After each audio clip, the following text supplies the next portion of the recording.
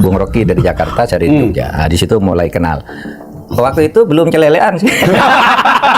Satu generasi Satu itu. generasi dan satu perangai. Mahfud MD itu orang yang surplus intelektual. Oh, dari awal itu. dari awal. Karena ada sesuatu yang unik tuh. Jadi problem-problem Orde Baru itu diulas secara akademis itu. Jadi saya anggap oke, ini adalah partner di dalam perdebatan intelektual.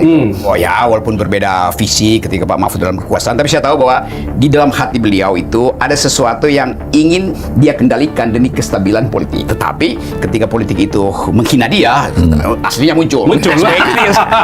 Itu makanya ketika Bapak dia jadi Menko Polhukam, Bung Rocky mengatakan, paling 8 bulan di reshuffle. Hanya sedikit orang yang mampu duel dengan pikiran Pak Mahfud. Balik gitu.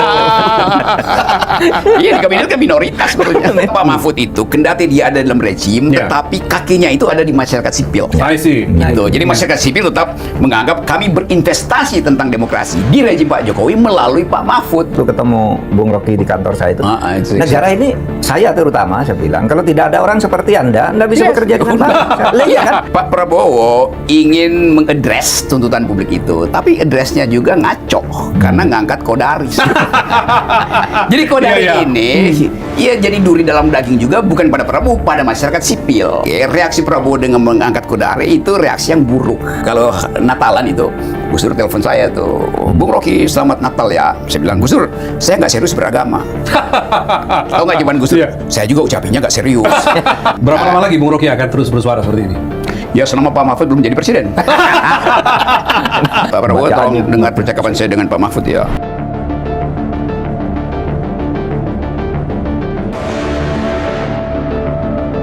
Oke, terima kasih. Oke, terima kasih Pak Mahfud. Studio Sudah menerima saya. Iya. Mahfud MD artinya, MD itu artinya manusia demokrat. Ini. Sal. Oke, nih. Kagen gua. Aduh. Karena di tengah. Ini Pak, no Rocky no party. Wah, bukan. Rijal, aku udah kenal dia dari dulu sebagai presenter subversif.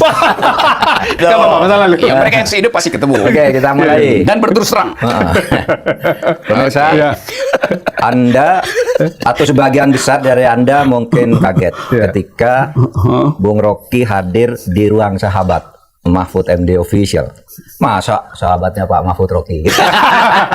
Padahal ini memang sahabat saya di belakang layar. Sudah lama. Sangat saya kagumi dulu intelektualitasnya karena saya mengenal dulu. Dari zaman LSM. Iya, kalau nulis di Kompas sebelum ketemu orangnya hebat. Ketika saya ketua MK, kalau dia bersaksi itu di pengadilan, orang terpukau semua.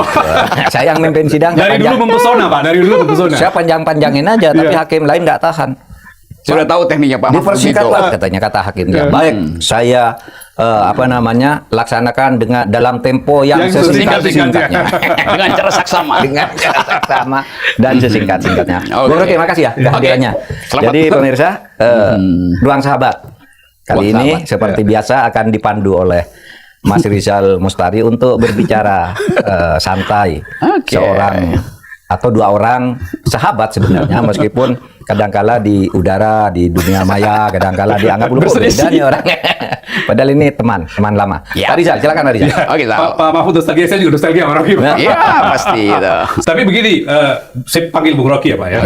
Lebih populernya Bung Rocky. Saya diskusi dengan Pak Mahfud, Pak, kapan jadi kita panggil sahabat Anda di Bung Rocky? Tunggu ketika negeri ini lagi agak goncang sedikit kita panggil. Sahabat memang diperlukan ketika ada kegoncangan ideologi, bukan kegoncangan politik. Nah, problem Indonesia itu kegoncangan ideologi. Gitu. Politik bisa dibikin stabil, tapi ideologi nggak bisa. Nggak bisa ya. Oke, Zal, lanjut. Pak Mahfud, saya pun ada dulu Pak. Bapak bilang orang mungkin kaget ada sahabat, tapi jelaskan seberapa bersahabat Anda sama Rocky. Dari mana awalnya persahabat itu? Sahabat dan ide. Mulai perkenalan dulu ya. Saya itu kalau baca tulisannya itu ya lama, tapi secara fisik bertemu. Kemudian mempunyai persambungan ide dan pemahaman. Ketika saya menjadi ketua MK, beliau ini, Bung Rocky ini sering diundang oleh orang yang berperkara menjadi ahli. Ketua MK berarti kita buang pemikiran ke 2013. Iya, 2009, 11, 12 gitu. Sering beliau ini diundang. Kalau ada masalah pelik gimana nih? Ahli siapa yang bisa dipanggil? Bung Rocky. Kadang-kala hakim juga minta, bukan orang yang berperkara. Hakim hakim yang manggil ini. Rocky panggil gitu. Nah, Itu mulai bertemu. Sesudah itu nggak salah gitu ya. Saya sudah ketua MK tuh, saya ketemu satu forum dengan Bung Rocky ini di Yogyakarta. Di Jogja? Ulang tahunnya Ratu Hemas kan. Oh iya. Meluncurkan buku yang diundang membahas tuh Bung Rocky dari Jakarta, saya dari Jogja. Nah, di situ mulai kenal. Waktu itu belum celelean sih. Menarik istilahnya, celelean ya. Intelektual betul pernah. Iya. Sekarang intelektual saya bisa celelean. Sekarang karena sering bertengkar di podcast sama Sylvester, Pak. Sama Sylvester, Pak. Berkelahi.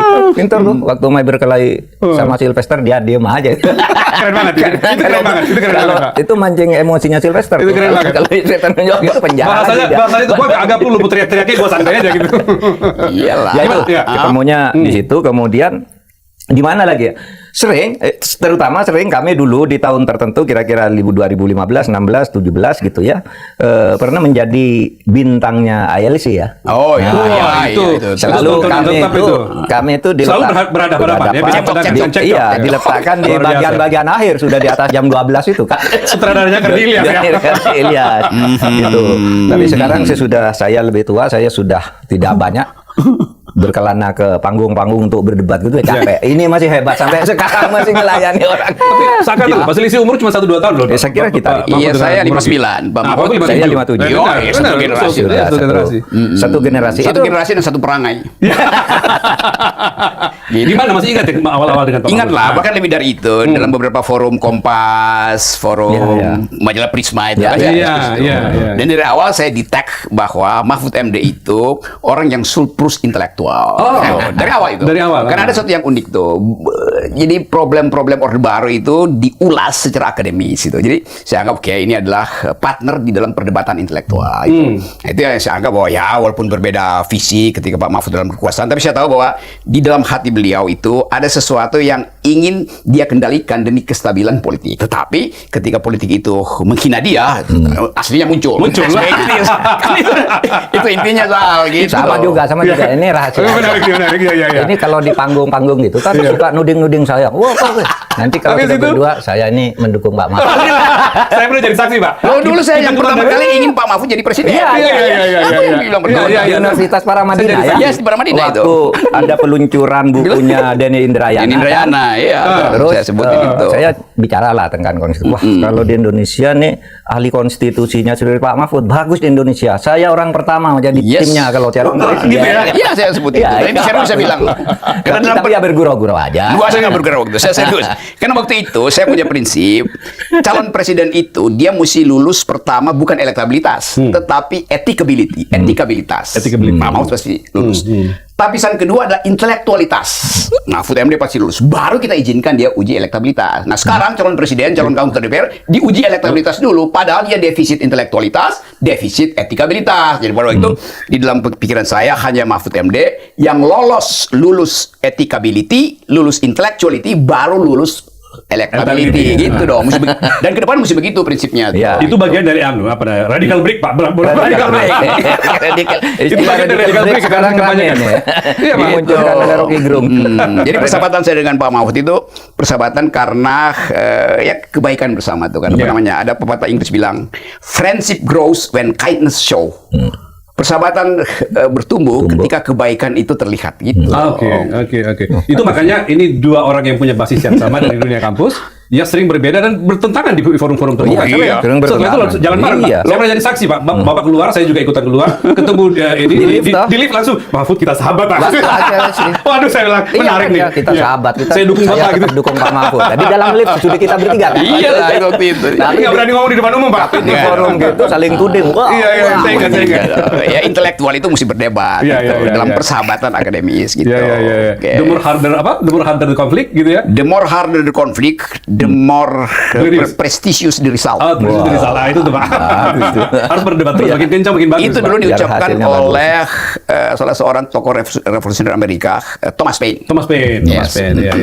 Oke, Bu Rocky, kita masuk. Sekali lagi terima kasih sudah hadir. Ini openingnya panjang tapi menarik, Pak. Baru opening. Kita punya beberapa babak nih. Yes. Ada dua yang belak-belakan. Yang pertama ya. Ada dua yang belak-belakan, ada akal sehat dan konstitusi. Akal sehat kan, menghindari kerumunan kalau akal sehat.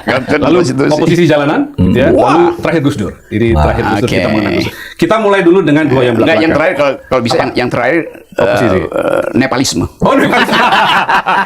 Boleh. Itu kita dua yang belak-belakan. Bung Rocky, Anda dan Pak Mahfud ini punya kira-kira embrio yang sama lah ya.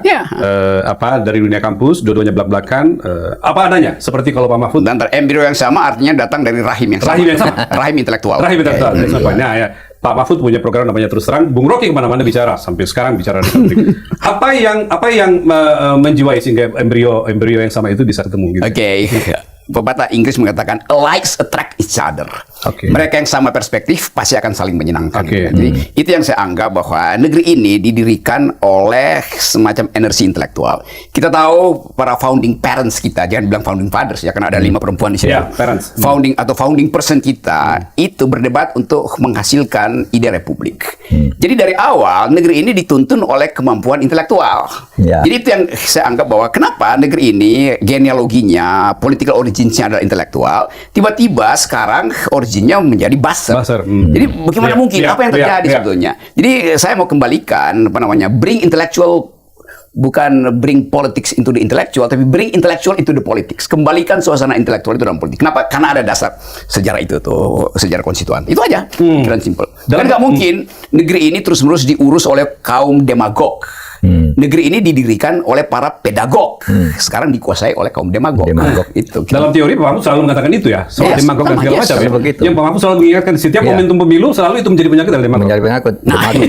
Demokrasi kita masih sekarang ini betul masih dikuasai demagog itu.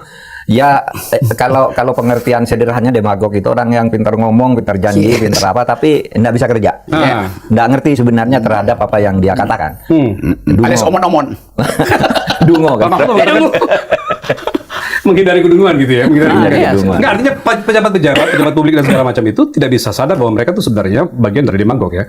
Yang kita saksikan setiap hari itu adalah praktik dari demagog. Iya, mereka sengaja mendemagogkan diri. Sudah tahu bahwa yang dikatakan itu bohong masih diterus-teruskan. Sehingga kesalahan-kesalahan itu lalu dianggap dipaksakan kepada orang lain sebagai kebenaran. Dan dia tidak mau menerima fakta dan hasil analisis intelektual gitu. Yang tidak menguntungkan dia secara politik maupun secara ekonomis. Itulah yang banyak. Bung Rocky selalu di berbagai forum selalu saya lihat menyaksikan Rocky selalu menekankan pada apa yang disebut dengan civilian value, Pak. Nah, apakah Bung Rocky Anda mengeluarkan kata-kata atau prinsip yang disebut sebagai civilian value itu sesuatu sebenarnya untuk mengubah kehidupan politik kita sekarang yang begitu banyak tentang kampanye-kampanye dan suara-suara demagog tadi? Betul, kita lihat misalnya hari-hari ini kita baca analis dalam negeri apalagi luar negeri itu mulai mendeteksi bahwa Indonesia sedang masuk dalam jebakan militerisme atau minimal creeping militerisme yang merangkak gitu. Lalu orang bilang harusnya kembalikan pada pemimpin sipil. Tetapi Jokowi itu pemimpin sipil, tetapi kultur politiknya militeristik kan. Jadi persoalan kita bukan orang sipilnya, tetapi nilai sipilnya tuh. Jadi yang mesti dalam demokrasi, yang mesti supreme itu bukan orang sipil, tapi nilai sipil. Karena itu yang lebih tepat mengatakan demokrasi artinya kepemimpinan yang berbasis pada the supremacy of civilian value. Bukan civilian people, jadi value-nya itu. Nah, demokrasi orang sipil maupun orang militer harus tunduk pada civilian value. Itu dasarnya tuh. Jadi kita ada di dalam defisit civilian value. Nah, itu yang mesti kita perbaiki. Misalnya coba nih, Pak Prabowo mulai kelihatan sifat militeristiknya. SBY juga militer, tetapi dia civilian.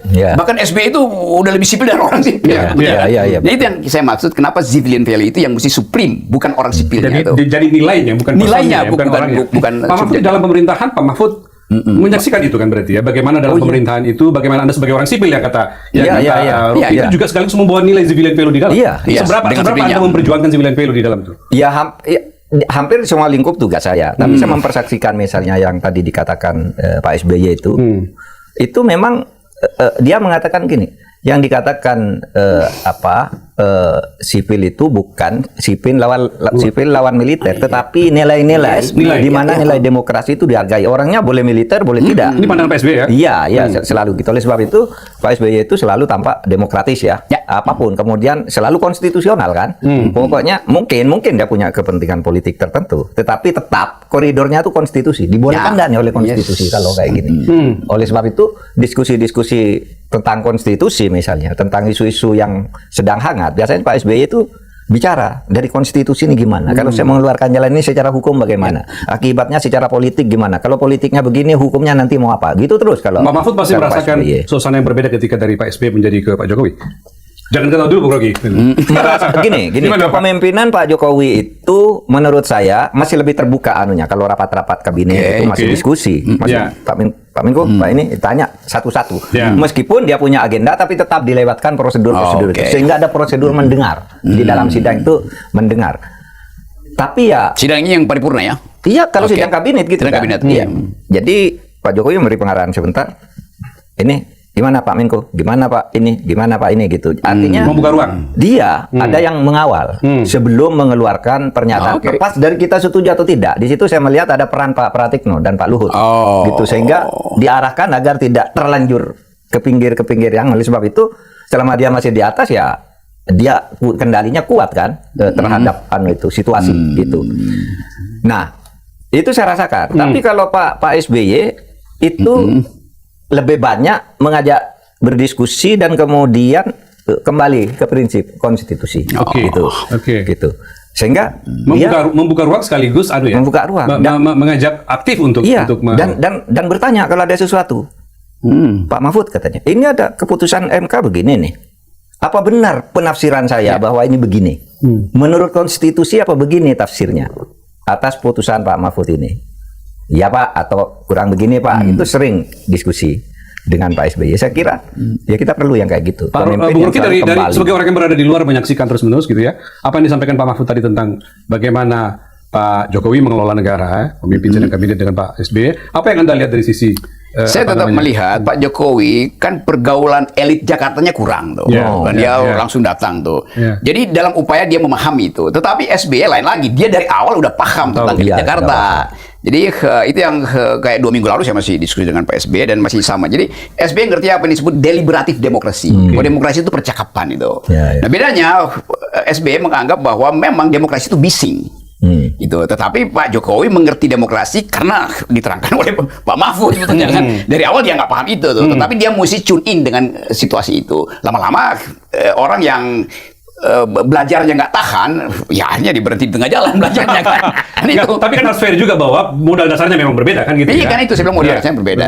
Dan kita mulai membaca bahwa memang elite kita itu lebih ingin dikendalikan oleh feodalisme daripada demokrasi itu. Karena mereka menganggap kan masyarakatnya feodal kan. Sejatinya yang tertanam itu budaya feodal. Ya feodal. Nah, bayangin misalnya kalau di situ nggak ada Pak Mahfud zaman Pak Jokowi misalnya kan nggak ada orang yang bisa memberitahu ini melanggar konstitusi loh, ini mesti didebatkan dulu tuh.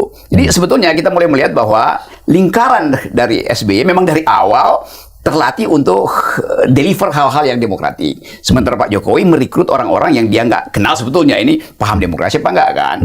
Nah, Pak Mahfud mungkin yang paling sedikit di dalam lingkungan itu yang ngerti tentang demokrasi. Saya jadi ingat Pak, itu makanya ketika Bapak jadi Menko Polhukam, Bung Rocky mengatakan paling 8 bulan di reshuffle. Apa katanya? Nggak bisa Mahfud tuh kerja sama Jokowi katanya. Kayak gitu. Kalau tahan 8 bulan katanya itu udah bagus. Karena rupanya itu tesisnya Pak. Hanya sedikit orang yang bisa berbeda dengan Pak Jokowi dan itu bisa tidak nikmat bagi Pak Jokowi kalau bukan hanya sedikit orang yang bisa berbeda dengan Pak Jokowi, hanya sedikit orang yang mampu duel dengan pikiran Pak Mahfud. Balik gitu. Iya di kabinet kan minoritas sebetulnya. Dan Pak Mahfud mengatakan Rocky salah di gua sampai 4 tahun lebih. Jadi Menko Polhukam terlama gitu ya. Itu karena apa? Kemampuan Pak Mahfud membawa dirinya civilian value di bawah, tapi juga pada saat yang sama harmoni dijaga di dalam. Ya, sampai bisa. Tetap Pak Mahfud itu kendati dia ada dalam rejim, tetapi kakinya itu ada di masyarakat sipil. I see. Gitu. Jadi masyarakat sipil tetap menganggap kami berinvestasi tentang demokrasi di rejim Pak Jokowi melalui Pak Mahfud, bukan langsung kepada Pak Jokowi. Karena itu kita dukung terus pada waktu itu. Energinya datang dari masyarakat sipil. Maka masyarakat sipil, Mas Rocky, sering saya undang ke kantor saya dari berbagai bidang. Lingkungan, hukum, demokrasi. Saya undang ke tempat saya, ke kantor. Ini masalah kita. Menurut Anda gimana nih? Ya, gitu. Itu. Karena itu deliberatifnya begitu. Percakapan tajamnya di situ. Oke. Soal bak-bakan kita udah selesai, kita pindah ke berikutnya. Ini selesai nih. Lanjut akal sehat dan konstitusi. Saya mau nanya ke Bung Rocky, Anda di mana-mana mengatakan bahwa saya bicara atas dasar akal sehat, common sense. Common sense. Seberapa penting itu diperjuangkan ketika orang tuh dengan berbagai pilihan atau pemerintah bisa dengan berbagai keputusan, Anda selalu melawan dengan logika common sense itu? Ya, common sense itu semacam reaksi intuisi dari seseorang yang melihat bahwa ada potensi penyalahgunaan kekuasaan. Oke. Jadi pertahanan kita cuma pada rasionalitas, pada common sense kan. Dan itu yang saya anggap bahwa kembalikan pada apa yang diatur oleh konstitusi itu. Bahwa 3 periode tidak diatur di konstitusi. Jadi bukan karena tidak diatur maka dia boleh, tetapi justru itu bertentangan dengan common sense. Kan seharusnya kekuasaan itu harus diperpendek siklusnya tuh supaya ada sirkulasi elit. Kalau diperpanjang, maka sirkulasinya nggak terjadi dong. Itu kan common sense. Jadi saya tetap anggap begitu tuh. Dan itu yang selalu saya ucapkan. Akal sehat itu artinya kembali pada aturan elementer dari demokrasi. Misalnya juga sering diterangkan oleh Pak Mahfud waktu itu yang sejajar dengan pikiran saya. Tidak mungkin anggota DPR itu mengklaim mereka mewakili kedaulatan rakyat. Kedaulatan itu absolut dimiliki oleh warga negara tuh. Jadi kalau DPR bilang kami mewakili kedaulatan rakyat, kapan saya serahin kedaulatan saya? Yang saya serahkan itu kepentingan politik saya selama 5 tahun, dan itu bisa saya batalkan. Kedaulatan itu seumur hidup ada pada saya. 1 detik saya wakilkan kedaulatan saya, maka saya bukan lagi berdaulat. Nah, itu prinsip dasar dalam demokrasi. Tapi anggota DPR karena nggak pernah ikut sekurpol di dalam partai politik, menganggap kami mewakili kedaulatan Anda. Di mana disebut Anda mewakili kedaulatan kami? Kalian representasi kami selama 5 tahun di dalam urusan kepentingan politik, bukan kedaulatan politik. Itu. Bukan kedaulatan politik. Bukan kedaulatan politik ya. Kedaulatan itu DNA saya kok, masa diambil DNA saya. Konstitusi pun dulu diperdebatkan 81 hari loh. 81 hari hampir itu. setiap hari gitu. Dan kita membentuk negara republik, kemudian negara kesatuan itu melalui perdebatan bahkan sampai voting. Adu ini loh. Adu ini logika. Adu argumen. Hebat sekali dulu. Pertentangan antar ide. Nah, itu yang sekarang nampaknya hilang. Perdebatan itu. Sekarang orang orientasinya pada kepentingan jangka pendek. Saya pengen tahu dari sisi pemerintah, karena Pak Mahfud cukup lama dalam pemerintahan dan Bung Rocky selalu berteriak di luar gitu ya. Suara-suara seperti Bung Rocky yang tadi didasari oleh akal sehat, seperti apa dinamika di dalam pemerintah menerima itu? Ketika Pak Mahfud jadi Menko Polhukam, saya lihat itu tadi kan civilian value di bawah jadi nggak ada masalah. Tapi yang lain bagaimana? Saya tidak ada masalah. Malah kalau saya bilang kan dulu waktu ketemu Bung Rocky di kantor saya itu, negara ini saya terutama saya bilang kalau tidak ada orang seperti Anda bisa bekerja dengan baik. Iya kan? Waktu itu ya. Justru gitu ya. Gaduh kayak gini nih penting saya bilang karena mengajak kita logis berpikir, sadar apa yang kita hadapi gitu, tidak dihadapi dengan serampangan. Itulah ada pendapat di situ, ada pendapat di situ gitu. Ya Menko Polhukamnya sih oke begitu, tapi Menko-Menko yang lain belum tentu sependapat dengan pikiran itu. Ya makanya dikatakan minoritas oleh Rocky. Mahfud itu minoritas, nggak akan kuat di situ. Itu lah. Iya. Apa perjuangan Bung Rocky itu dari dulu bicara soal akal sehat, protes pada tindakan-tindakan pemerintah yang keluar dari kehendak rakyat, seberapa jauh itu bisa diukur keberhasilannya kalau diukur sampai sekarang? Oke, saya nggak pernah mengukur keberhasilan. Yang penting saya ingin ada tadi force of the better argument di dalam kehidupan demokrasi. Saya hanya mengandalkan argumen karena politik hari-hari ini dan udah lama berlangsung dasarnya sentimen. Jadi kita masih bisa bicara tentang public reason, the use of public reason, penggunaan rasionalitas publik itu kalau dia dasar berargumen kan. Jadi itu intinya kenapa saya terus-menerus mengucapkan itu tuh. Dan saya paham kenapa saya datang minta Pak Mahfud untuk diskusi di podcast saya itu karena saya tahu Pak Mahfud surplus argumen, yang lain surplus sentimen. Gak ada gunanya saya ngomong dengan orang sentimen. Itu aja dasarnya. Itu tujuannya berarti. Itu. Saya ingat Pak 2-3 tahun lalu kan itu. Dan orang kan bilang, Rocky Gerung udah terbeli oleh Mahfud MD. Gimana caranya? Saya yang datang ke beliau kan bukan beliau yang mengundang saya. Kan saya yang minta bukan saya yang undang ke istana itu. Tapi bicara soal kondisi sekarang Bung Rocky, katakanlah tanpa harus diukur ya seberapa sukses perjuangan Anda. Tetapi melihat kondisi yang tercipta sekarang ini, ya Pak Mahfud juga sudah berada di luar pemerintahan. Apa yang Anda rasakan sebagai sebuah upaya perjuangan nilai-nilai sipil gitu? Seperti apa Pak Mahfud? Pak Mahfud deh, seperti apa melihatnya? Soal nilai-nilai sipil. Nilai-nilai sipil. Ya menurut saya ya ada kemajuan, ada kemunduran di pastilah tidak mungkin mutlak jelek, tidak mungkin mutlak juga. Misalnya begini ya. Sensitivitas pemerintah ya yang sensitivitas pemerintah atau sensitivitas publik terhadap pemerintah yang mana? Sensitivitas pemerintah terhadap tuntutan suara publik, pendapat publik terhadap masyarakat. Saya melihat ya sejak awal pemerintahan Pak Prabowo sampai terjadinya huru-hara Iya. Agustus itu. Agustus itu disebut sebagai gerakan Agustus. Iya. Kita singkat gerus. Gerus. Sampai terjadinya gerus itu. Bisa aja. Oke. Iya, ya. Kita akan melihat pemerintah sama sekali tidak sensitif Ya. selama awal pemerintahan sampai terjadinya gerus itu. Oke. Akhirnya sesudah terjadi Agustus itu menurut saya mulai ada perubahan. Bu Rocky sebagai orang yang Gimana? sering, Kenapa itu ada perubahan? Nah makanya saya tanya sebagai Gitu. orang yang sering berdiskusi dengan Pak Iya. Prabowo bagaimana tuh? Kok dulu Kelihatannya. begitu? Iya, iya, iya. Gitu, Iya. gitu. Pak Prabowo ingin mengadres tuntutan publik itu, tapi addressnya juga ngaco karena ngangkat Kodari. Jadi Kodari Iya, iya. ini, ia jadi duri dalam daging juga bukan pada Prabowo, pada masyarakat sipil. Apanya yang di Kodari yang Anda? Ya Kodari mengusulkan 3 periode. 3 periode, betul. Artinya Prabowo Betul. pakai Kodari supaya dia 3 periode juga. I Kan see. begitu persepsinya kan? Jadi kita mesti kasih kritik juga bahwa oke, reaksi Prabowo dengan mengangkat Kodari itu reaksi yang buruk.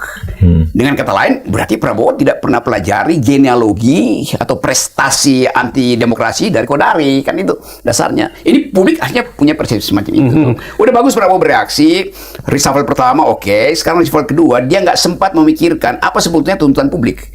Jadi refleksi dia terhalang oleh keinginan dia untuk langsung mengadres kepentingan publik tuh. Dan address itu justru akan menimbulkan sensasi negatif juga.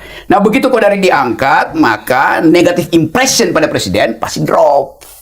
Lo Kodari itu, KSP itu orang kedua lo di Amerika itu kepala staf presiden orang kedua lo tuh. ya. Nah, sekarang Ya, ya. pertanyaannya, Betul, betul. ya kenapa seseorang yang anti demokrasi memanipulasi konstitusi dengan 3 periode berdasarkan survei semata-mata atau big data kata Pak Luhut, Pak Luhut, big diangkat data. jadi KSP. Nah, itu pertanyaan dari anak-anak muda itu. Kalau saya pergi ke semua universitas, tiap minggu saya 3 kali tuh ke daerah itu. Mereka mengatakan, kok Pak Prabowo nggak ngerti ya?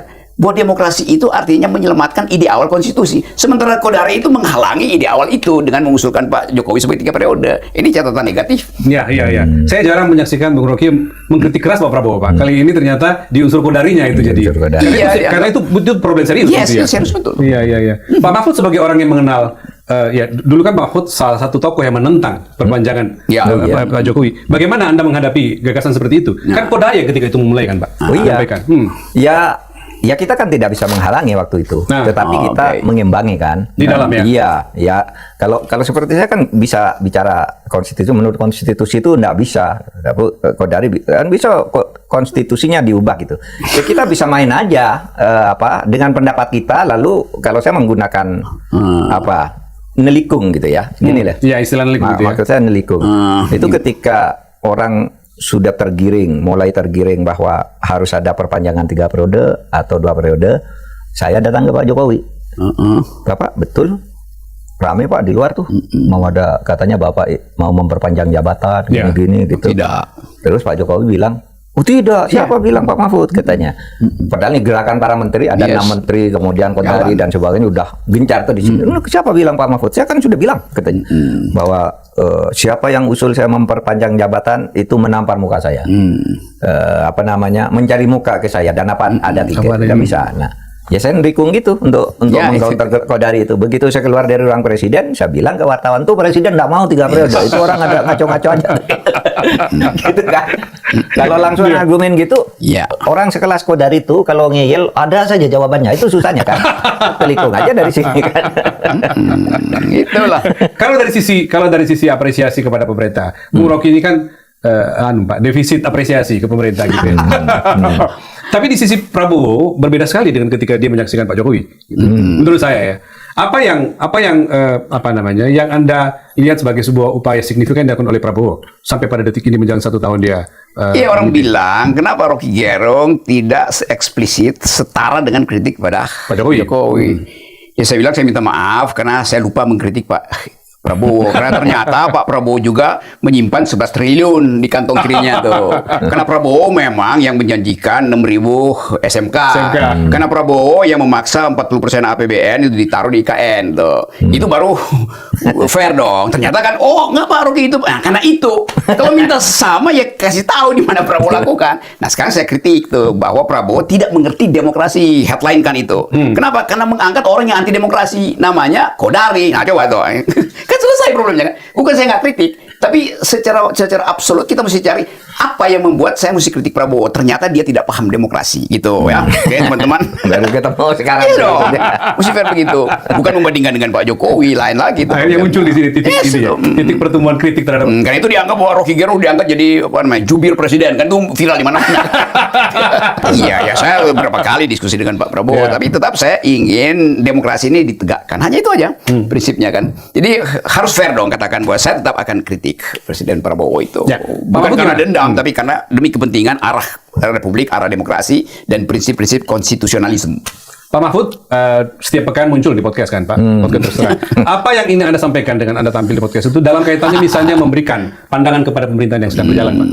Ya menyampaikan pesan aja bahwa negara ini harus lebih baik. Dan saya sama dengan Bung Rocky harus menilai secara objektif pemerintah. Pak Prabowo misalnya, kita kan tidak bisa lalu ngawur-ngawuran. Terus kan harus ada sisi-sisi yang didukung karena negara ini harus berjalan. Pemerintah ini tidak boleh runtuh kan begitu. Begitu harus ada proses-proses di mana kita ngeritik sekeras-kerasnya, tapi tetap tidak boleh sampai negara lumpuh kan gitu kan.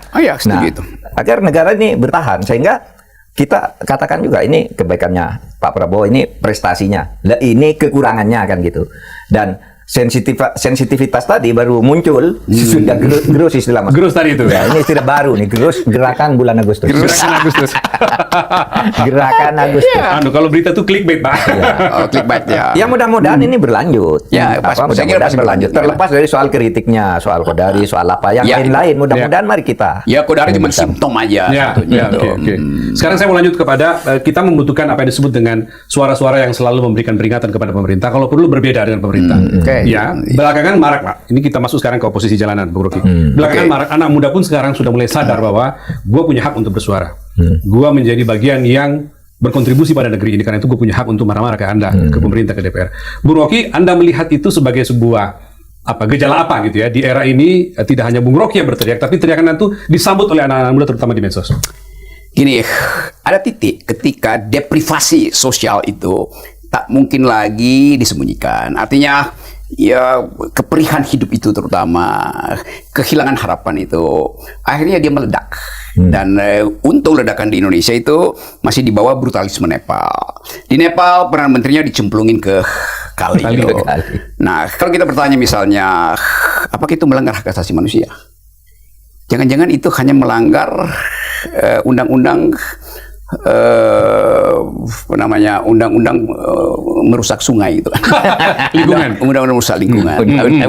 Iya. Karena orang menganggap yang dia buang itu sampah kok. Kan sampai di situ ya. Saya terang gitu ya. Psikoanalisisnya. Jadi deprivasi itu ketika dia nggak bisa lagi direduksi, orang menganggap yang saya buang itu bukan manusia loh, itu sampah gitu. Dan kalau itu diperhatikan di Indonesia, Kali Ciliwung penuh. Tapi ini udah terjadi. Jadi parameter itu udah terjadi. Nah sekarang kita mesti tuntun lagi sesuatu yang disebut social unrest. Entah itu ada buku yang ditulis oleh dulu Ted Gur yang judulnya Why Men Rebel. Mengapa manusia itu memberontak gitu. Karena tadi deprivasi sosialnya itu. Nah kita mau coba menuntun supaya gerakan ini pasti akan terjadi lagi nanti ke depan. Mungkin setelah bulan Oktober ini akan ada gerakan lagi karena akan mengevaluasi pemerintahan Pak Prabowo kan biasa. Supaya gerakan ini semua gerakan yang tidak dikendalikan oleh ideologi dia akan jadi brutalisme. Nah gerakan yang tanpa ideologi itu sangat mudah ditunggangi oleh pemimpin fasis. Yang sekarang ini muncul tanpa ideologi. Tanpa ideologi. Bagus, tetapi bahayanya dia bisa ditunggangi oleh pemimpin fasis. Keadaan unrest itu akan dipantau oleh seorang fasis yang bilang, oke, gue tunggangi kalian. Nah kita ingin supaya teman-teman anak muda ini dibikin ribut di medsos, tetapi dia mesti paham bahwa arah perubahan ini kemana, kan itu. Nah sekarang baru dalam rangka marah karena deprivasi, tapi mesti dituntun secara ideologis. Saya terus yang buruk. Saya menangkap pernyataan itu ketika sekelompok anak muda datang ke Pak Mahfud yang disebut sebagai homeless media. Mereka yang punya akun-akun besar di media, yang kemarin ketika demonstrasi mereka terlibat membesarkan suara-suara protes itu. Pak Mahfud menangkap apa dari kegundahan mereka? Datang ke Pak Mahfud. Ada 30-an homeless media waktu itu datang diskusi. Gimana Pak? Iya, saya menangkap mereka tuh punya satu ide tentang Indonesia yang benar, Indonesia yang maju, di mana mereka bisa nyaman hidup, dan mereka merasa saluran-saluran sekarang itu agak mampet gitu ya, sehingga mereka berkeliling aja nyampaikan agar nanti suaranya menjadi lebih besar. Lalu mereka biasanya menangkap Mas Rocky, menangkap kritik-kritik kita. Misalnya mereka datang ke Mas Rocky Gerung, dia catat, lalu mereka siapkan. Mereka tuh sampai 3M ya anunya kalau di anu ya. 1 bulan itu bisa sampai 3 miliar views. 3 miliar views. Nah, pertanyaan saya, kenapa mereka datang ke Pak Mahfud, nggak datang ke Bahlil? Nggak datang ke Kodari, nggak datang ke Erick Thohir. Kan itu masalahnya kan? Jadi dia ngerti bahwa alternatif itu ada pada Pak Mahfud atau secara umum pada masyarakat sipil. Kan ini yang kita tangkap itu. Mereka tahu mereka ingin perubahan, tapi mereka minta dituntun. Oleh apa? Oleh civilian value tadi itu. Saya menangkap itu. Betul. Yang Bung Rocky tadi mengatakan mereka belum punya ideologi, tapi mereka sadar bahwa mereka butuh itu. Itu poinnya tuh. Gitu, mereka butuh itu. Mereka kan berkeliling tuh ya. Siapa sebelum saya? Habis tadinya ke Bapak dulu, tapi karena Bapak di Jogja, mereka ya urusan lain. Lalu muncul nama Prof. Renal Kasali, lalu Romo Magnis Suseno, lalu Alisa Wahid, ya tokoh-tokoh yang masyarakat sipil yang nanti pasti akan berkeliling ke Mas Rocky, ke mana itu, karena saya udah keliling mereka. Mereka sudah mendapatkan tiap hari dari Rocky. Sudah dapat tiap hari. Oh gitu ya. Iya ada tuh. Jadi ada semacam voluntarisme untuk mencari tokoh untuk ngadu ya. Dan saya menangkap kesadaran itu. Ketika mereka berdialog dengan mereka tidak hanya cakap di digital, di media sosial, tapi mereka rasa bahwa kita perlu tambahan ilmu, tambahan nilai ketika kita bekerja di sini. Waktu mereka demonstrasi itu ekspresi hardware-nya. Setelah itu mereka refleksi, dia mesti cari software. Betul. Ada pada Pak Mahfud software-nya, ada pada Alisa Wahid software-nya, ada pada Romo Magnis software-nya. Itu bagus betul. Oke, saya baru tahu itu. Bagus. Oke, kita lanjutkan lagi nih. Oposisi, tapi saya mau teruskan sedikit lagi soal oposisi. Pak Mahfud bagaimana sebagai orang yang pernah lama di pemerintahan, bagaimana Pak Mahfud melihat suara-suara berbeda itu muncul di dalam, seperti misalnya Rocky nih. Rocky kan Bapak ketika jadi Menko kan Menko-nya Pak Jokowi. Rocky nggak mengetopnya di era Pak Jokowi. Kita jadi melihat garang betul di era itu. Bagaimana mempertahankan, Pak? Saya tidak mengatakan bagaimana mempertahankan suasana yang ketika itu Anda berada dalam sebagai Menko Polhukam tidak mengganggu dalam tanda petik, tidak mengkriminalisasi orang seperti Rocky, sehingga itu juga bisa langgeng sampai sekarang. Bagaimana itu? Ini problem bagus yang diangkat. Kenapa nggak ganggu? Kalau orang lain masih ganggu saya. Pasti merujuk kalau rapat. Ini loh gitu. Jangan hanya kita yang menilai ini. Coba tuh, saya sebut kalau ada tuh Rocky Gerung bilang gini, ini yang gini, semua dipertimbangkan. Pak Mahfud menyampaikan itu di sidang kabinet. Kalau dalam rapat saya sampaikan. Azumardi Azra begini, Rocky Gerung begini. Kita sampaikan semua agar didengar masyarakat sipil itu. Kemudian saya undang kan ke kantor mereka itu. Yuk kita bicara apa? Soal lingkungan, soal Papua, soal kehutanan gitu. Saya panggil tuh orang-orang yang ini, yang dari masyarakat sipil, sehingga itu bisa mengurangi. Haris Asrar, Bivitri. Nah, Haris Asrar berkali-kali Bapak urusan Papua, urusan orang ini. Banyak, Usman Hamid juga datang ke kantor, kita undang. Bagaimana budaya itu bisa dimunculkan di pemerintahan sekarang, Pak ya? Kan kita merasa makin butuh itu. Iya. Harus punya latar belakang kampus kalau itu. Nah, itu latar belakang kampus. Artinya aktivis kampus. Biasanya aktivis kampus kan gitu ya, Mas Rocky ya. Kalau ada apa-apa kita yuk kumpul diskusi berdebat gitu. Dan kita enggak marahan gitu. Berbeda gitu enggak marahan gitu. Bung Rocky tidak mendiskusikan itu dengan Pak Presiden, dengan Prabowo. Saya dulu diskusi hal yang seperti itu, tapi lain dengan Presiden Prabowo yang akhirnya makin eksklusif gitu. Ya, makin eksklusif. Itu bahayanya tuh kalau eksklusif. Bayangin ya, Pak Mahfud ada di dalam rejim Jokowi, tapi dia mendengar suara oposisi. Jadi sebetulnya Pak Mahfud beroposisi indoor, saya beroposisi outdoor. Iya. Tapi temanya tetap. Good point.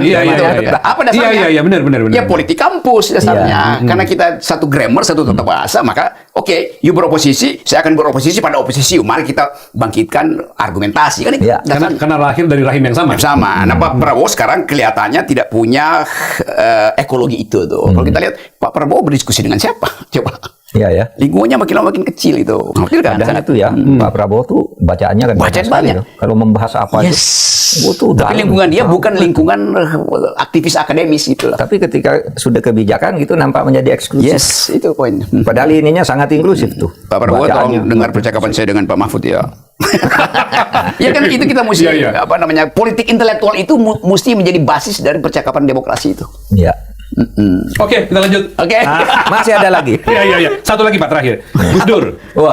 Gus Dur ini kalau kita baca profilnya Bung Rocky, profilnya Pak Mahfud, lagi-lagi menunjukkan rahim itu memang dari dulu mereka punya sama ya, punya source yang sama, punya input yang sama. Dari orang yang misalnya Gus Dur, Pak Mahfud dekat dengan Gus Dur, Bung Rocky dekat. juga dekat. Saya mau dengar cerita dari Bung Rocky dulu. Apa yang Anda tangkap dari Gus Dur, entah itu sebagai legasi atau apa, sehingga Anda merasa bahwa sampai sekarang itu masih bisa diperjuangkan, masih bisa disuarakan dari suara-suara yang disampaikan, nilai yang disampaikan oleh Gus Dur ketika itu. Nilai Gus Dur itu adalah inklusivisme. Dia menganggap bahwa wilayah politik itu harus menghasilkan justru perdebatan dan perbedaan. Oke. Jadi bagi Gus Dur, politik itu artinya mengolah perbedaan, memanage perbedaan, bukan menghilangkan perbedaan tuh. Nah, kita lihat bagaimana Gus Dur mengambil satu paradigma yang berbeda dengan Orde Baru pada waktu itu Orde Baru. Orde Baru itu dasarnya karena kita berbeda diperlukan persatuan, akibatnya militeristik. Gus Dur balik itu karena kita begini.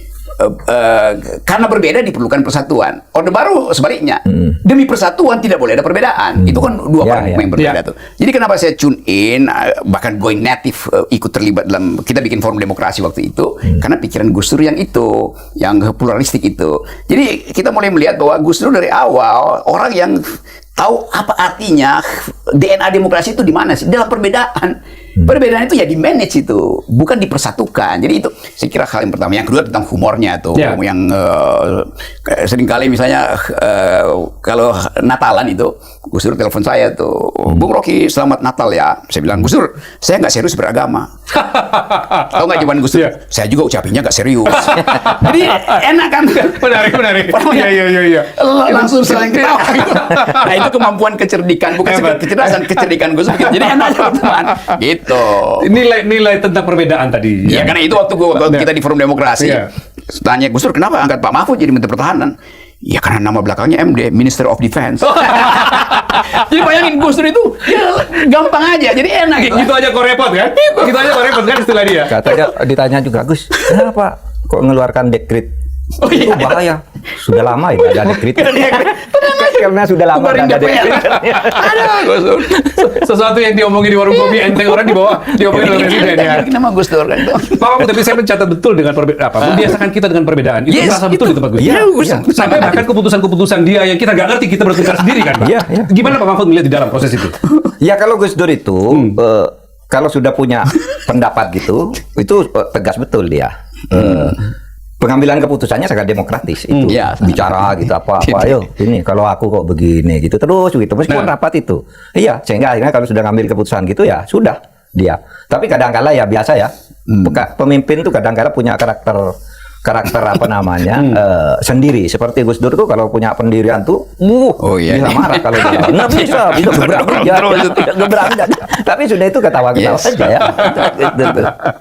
Bung Rocky ini kan teman Gus Dur berdiskusi di apa namanya forum demokrasi lalu di berbagai civil society yang lain gitu ya. Tapi lalu ketika Gus Dur masuk pemerintahan, beliau menjadi presiden, Bung Rocky tetap dibiarkan di tempat-tempat itu, di masyarakat sipil. Nah, sebaliknya Pak Mahfud itu dari dunia kampus ditarik masuk di itu kan cara Gus Dur bagaimana mengembangkan demokrasi dan keadilan. Gimana? Ya Gus Dur kan waktu itu di forum demokrasi ya ada Pak Marsilam, Pak Bondan itu, Mulia Lubis di situ tuh. Tapi saya pada itu bilang nggak mesti ada tapi yang di luar itu. Dan benar ketika Gus Dur jadi presiden, saya dan Pak Syahrir itu dulu pertama kali yang kritik pertama datang dari saya dan Pak Syahrir. Ketika Gus Dur bertemu dengan Tommy Soeharto baru dipilih 2-3 bulan udah bertemu di Hotel Borobudur tuh. Itu kita ingat tuh. Bilang, "Oke, turunkan aja Gus Dur. Ini baru 2 bulan udah ketemu dari sebelumnya kan." Jadi itu kebiasaan. Tapi Gus Dur merasa, ya kan saya presiden, saya mesti tahu apa pikiran di rejim sebelumnya tentang kepemimpinan saya. Walaupun kita tahu itu diplomasi Gus Dur kan. Tapi fair kita kasih kritik tuh. Jadi buat saya nggak ada soal. Justru karena Gus Dur maka saya kasih kritik karena saya tahu dia akan paham gitu tuh. Itu aja pokoknya. Tapi tetap saya masih berteman dengan Gus Dur. Satu waktu bahkan Gus Dur masih undang saya setelah dia lengser untuk kasih ceramah di masjid di situ tuh. Bahkan saya duduk di dalam masjid di Ciganjur itu. Lalu orang Ciganjur ya. Di Ciganjur orang kok Rocky Gerung masuk masjid itu kata Gus Dur. Ya ini kan ruang publik dia lagi. Orang bertanya begitu. Emangnya kenapa gitu ya? Iya, bayangin tuh. Jadi Gus Dur itu tetap seseorang yang otentik di dalam politiknya itu. Robos gitu. Dulu kan pernah rame nih Rocky Gerung soal kitab suci itu fiksi. Itu gimana sih persisnya? Wah, itu rame. Gimana? Yes. Iya. Sampai diperiksa polisi loh. Polisi. Waktu itu saya ingat. Saya Gimana, Pak? Gimana, Pak? mau seminar nih. Saya agak lupa-lupa ingat. Saya mau Pengen seminar ceritanya. sama Rocky Gerung di Universitas Paramadina. Ya. Acaranya dimulai jam ke 1. Tapi Rocky Gerung bilang, saya jam 2-nya harus ke Polda mau diperiksa. Oh, oke. soal fiksi itu loh. Fiksi, ya. Bahwa ayat suci, kitab suci itu fiksi. Terus saya telepon Poldanya. Oh iya. Iya, saya telepon. ceritanya. Ini Bapak Menko waktu itu? Enggak, sudah lagi. pensiun dari MK. Oh, baru turun dari MK. Masih kuat pengaruhnya kan. Iya. Masih kuat pengaruhnya. Poldanya saya bilang, Pak Rocky ini masih seminar dengan saya sampai sore. Lagi pula ngapain Anda meriksa-meriksa? Kalau hanya orang bilang kitab suci itu fiksi, Ya. lalu Anda mau pidanakan berapa ratus ribu orang di Indonesia ini yang berpendapat begitu? Kan memang fiksi kalau dalam arti Iya, pengertian harfiah itu. kan? Harfiah. Dalam pengertian harfiah kan bukan hasil kan bukan Kita nggak hasil tahu ya itu anu kan? surga Itu kan di mana kita nggak tahu. Itu. Tidak tampak di depan mata kira-kira gitu ya. Diperiksa juga Lalu? akhirnya, tapi nggak lanjut. Nggak lanjut. Besoknya polisinya telepon saya. Gimana Pak Putin? Kamu lanjutkan, kamu repot, saya bilang. Seluruh Indonesia bisa dilaporkan. Ini besti beneran berarti. Besti dong, itu tahu namanya. Itu di forum mana waktu itu muncul itu? Forum ILC. Oh, di ILC. Oh, itu dulu Oh, dibilang I see. bahwa Rocky Gerung menyebutkan Al-Quran fiksi. Enggak, saya bilang kitab suci itu fiksi. Ya. Yang beredar kan Rocky bilang kitab suci Al-Quran itu fiktif. Saya bilang fiksi bukan fiktif. Saya bilang bahkan fiksi itu menimbulkan imajinasi. Saya bahkan terangkan surga itu apa sih? Kan itu fiksi, kan ada yang pernah di Fiksi. surga kan.